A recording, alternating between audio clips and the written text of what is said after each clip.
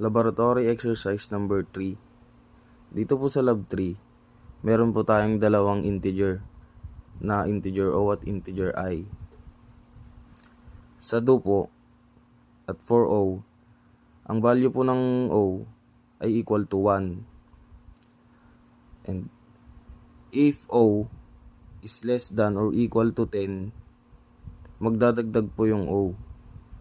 Tapos dito naman po sa inner loop, sa I, ang value po ng I ay 1. If I is less than or equal to 10, magdadagdag din po yung I hanggang sumabot niya yung 10. Tapos meron pa po tayong ditong isang integer na ang x. Ang x, ang value na daw po ay o times I.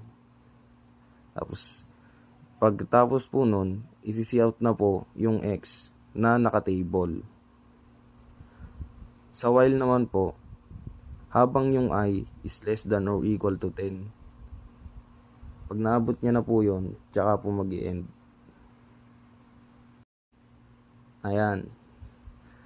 Ito po yung output. Magulo lang po kasi sa cellphone, pero pag sa laptop po yan is maayos po yan, naka-table po.